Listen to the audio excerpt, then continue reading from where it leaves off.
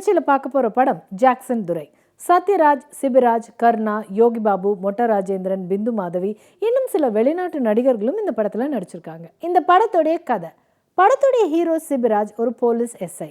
இவரை அயன்புரத்தில் இருக்கிற கிராமத்தில் இருக்கிற ஜாக்சன் துரை பங்களாவுக்கு அங்கே இருக்கிற பேயை கண்டுபிடிச்சு விரட்டவோ இல்லை பேய் இல்லைங்கிற நம்பிக்கையை அந்த கிராம மக்களுக்கு கொடுக்கவோ உயர் போலீஸ் அதிகாரி அனுப்புகிறாரு. கிராமத்துக்கு செல்லும் சிபிராஜ் அங்கே இருக்கிற பிந்து மாதவி, யோகி பாபு இவங்களை சந்திக்கிறாரு. சிபிராஜ் கர்ணாவுடன் அந்த பங்களாவுக்குள்ள நுழைகிறாரு. அங்கே ஜாக்சன் வெள்ளக்கார துரையோட குழுவும் சுதந்திர போராட்ட வீரர் சத்யராஜோடைய குழுவும் பேயாக தினமும் இரவு சண்டை போட்டுக்கொள்வதை பார்க்குறாங்க.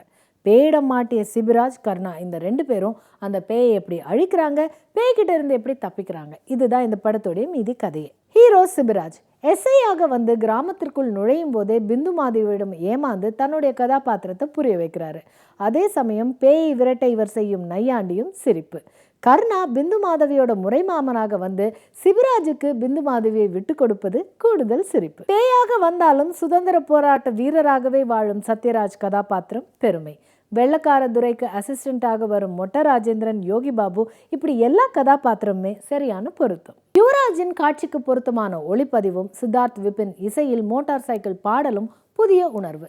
இயக்குனர் தரணிதரன் அடேங்கப்பா என்று சொல்லும் அளவுக்கு சிறப்பான கதை. இதில் 2ஆம் பாதி முழுவதையும் ஒரே வீட்டில் காட்சியாக்க வேண்டிய அளவிற்கு அமைக்கப்பட்டிருக்கும் திரைக்கதையினால் ஏற்படும் சலிப்பை தவிர்க்க முடியவில்லை. இருந்தாலும் ஜாக்சன் துரை வசூல் துரை. மீண்டும் சந்திக்கும் வரை வணக்கம் கூறி விடைபெறுவது உங்கள் பிரியதர்ஷினி. நன்றி, வணக்கம்.